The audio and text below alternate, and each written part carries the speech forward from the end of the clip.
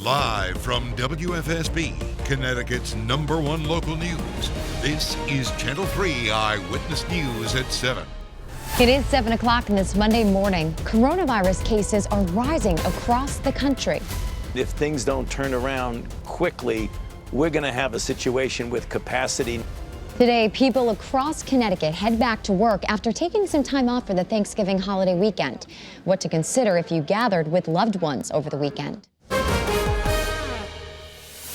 With an early morning weather alert. Good morning, everyone. I'm Nicole Nalepa. We are expecting a messy Monday with wet and windy weather ahead. Sounds great, Scott. Monday. Ba-da, ba-da-da-da. Can't trust that day. Ba-da, Yeah, it's going to be pretty tough, Nicole. All right, we've got a wind advisory in effect, which means that the gusts are going to be anywhere from 50 to 55, maybe even 60 miles an hour during the day today. We're okay out there right now at 7:01 in the morning. Our Doppler is dry, but that's expected to change as well. Plainfield 34, Winsted 32, Bristol 34. So the numbers are a little on the chilly side this morning, pretty close to where they should be. 30, the typical overnight low. West Haven coming in at 46, a little bit better along the shoreline. Not a bad looking skyline in Old Saybrook. We do have mostly overcast conditions, but it made for one beautiful sunrise this morning. You can see a little sliver of that sun trying to make its way through the overcast conditions in Waterbury. Look at the cross, Nicole. It's lit up in pink. Oh, wow. Isn't that cool? Yeah. That is very cool. I wonder what the significance is. I do not know. We'll have to find out. All right, New Haven, good morning to you. Things are looking mostly overcast in New Haven as well. So as we run you down, it's a cloudy start. We've got the clouds with us, but the rain will start to arrive by about 10, 11 o'clock this morning. So give us a couple of hours and that rain will be coming down particularly hard during the day today. As much as 1 to 2 inches could fall both inland and for the shoreline as the storm system is to our south and west. All right, more temperatures for you. The cool spot right now is 33 in Willimantic. The warm spot is 51 in New Haven.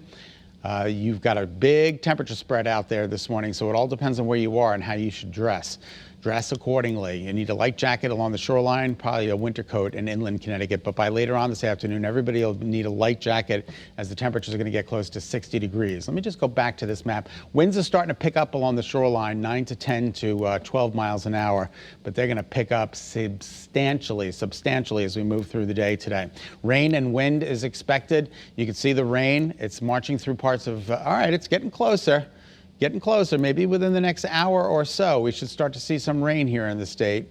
As you can see there's a good amount of rain, maybe even some lightning and thunder as we move through the day today. The Storm Prediction Center has placed Connecticut in the marginal risk category for receiving some strong storms. So we might see some lightning and we might see some thunder during the day today. And then showers tomorrow. Tomorrow's a better day. Here's early morning futurecast. Tomorrow's weather today brings the rain in 9, 10, 11 o'clock this morning. By noon, it's pouring in the state. Oh, look at those bright, vivid colors.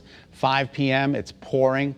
9 o'clock, it's pouring, and then it winds down after midnight tonight. And we're just expecting mostly cloudy skies with some scattered showers tomorrow morning, and then maybe some partial sunshine during the day tomorrow with some passing showers. All right, here's Futurecast wind speeds. Wind gusts, excuse me. We are talking about, look at 5 p.m. 50 to 52 mile an hour wind gusts in Norwich, New London, southeast and northeast Connecticut. You guys should be dealing with the worst of it.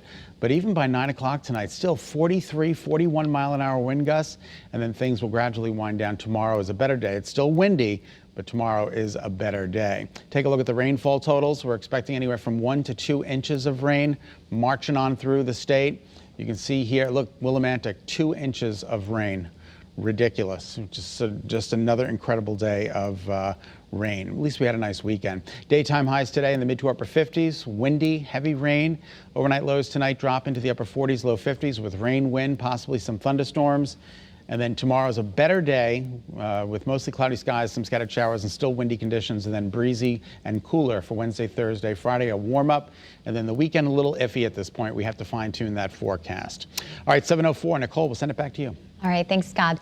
With the Thanksgiving holiday now behind us, health officials are concerned about a surge in new coronavirus infections. This after millions of Americans still travel despite warnings. Channel 3 Eyewitness News reporter Aya Galal shows us how the focus is now shifting to testing. As millions of Americans return home from the Thanksgiving holiday, health officials fear holiday travel and gatherings over the last few days will fuel a surge in COVID-19 cases and deaths. Though we may not see a surge for another week or two, health experts say the number of cases could rise exponentially through December and the start of the new year. Dr. Deborah Burke says anyone who traveled over the Thanksgiving holiday should assume they were exposed and became infected. So if you're young and you gathered, you need to be tested about 5 to 10 days later, but you need to assume that you're infected and not go near your grandparents and aunts and others without a mask. And if you're over 65 or you have comorbidities and you gathered at Thanksgiving, if you develop any symptoms, you need to be tested immediately. And many communities are preparing for more demand in COVID-19 tests.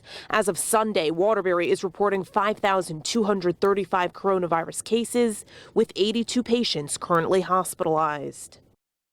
All right, that was Eyewitness reporting. New Britain is the latest in a long line of school districts to go fully remote starting today. All students will be learning from home for the next 2 weeks. We're told that more and more teachers in that district are self-isolating because they may have been exposed to the virus. For now, the plan is for students to return to the classroom on December 14th. Governor Gov Lamont doesn't always respond to his critics, but his message to a 10-year-old athlete has gone viral. Channel 3 Eyewitness News reporter Roger Susannon has the details.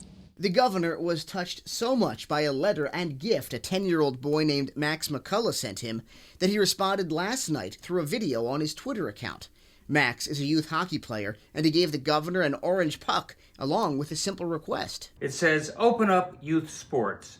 If we can wear masks and play hockey and be safe, we can go to school wearing a mask and be safe." The governor thanked Max for the advice and told him he used to be a 10-year-old hockey player himself. But he also explained he feels postponing the start of youth sports due to COVID concerns is the right decision. I really am sorry about the inconvenience. I know what it would have meant to me as a kid, but I want to tell you, you're going to be playing hockey in January if we're really careful right now. Thanks for the puck. The governor's video message to Max sparked a large and passionate response. In less than 10 hours, the video has been viewed more than 12,000 times. Many commenters are critical of Lamont's response. Susan tweeted, "Connecticut leadership failed their athletes big time, especially the seniors, with their tyrannical, unsubstantiated decisions. But others have the governor's back." Eleanor writes, "Stick with it, Governor Lamont. We got this. This too shall pass. Let's just focus on staying healthy." All right, that was Roger Susannon reporting. The CDC will meet tomorrow to discuss who should get a coronavirus vaccine if it's available next month. Health experts say the elderly and healthcare workers will likely be first in line. If you're part of the public, I want you to understand it'll probably be end of first quarter, beginning of second quarter next year before you can get a vaccine. Now, next week, an FDA vaccine advisory committee will consider Pfizer's vaccine for emergency use authorization. The FDA says approval could take days or even weeks. And this morning, we're expecting to learn more about a fire in New London that ended up killing the former chief of Zappos. 46-year-old Tony Shea died on Friday after being treated at Bridgeport Hospital. His attorney says the retired CEO was hurt in a house fire back on November 18th. The state medical examiner's office is now waiting for more test results from an autopsy. And Congress is returning to Washington for one last attempt at deal-making this year. Lawmakers must agree upon and pass a spending bill for the government to avoid a shutdown next week. They can also make one last attempt at a COVID relief bill before President Donald Trump leaves office. Senator Richard Blumenthal says without any aid, Metro North may have to cut service in half and eliminate close to 10,000 jobs. All right, thank you so much for tuning in to Eyewitness News on this Monday morning, as many of you are heading back to work and school, getting back into the swing of things after a holiday weekend. Remember, you can get news and weather updates anytime right on the Channel 3 app. Have a great day, everyone. Stay healthy and stay positive.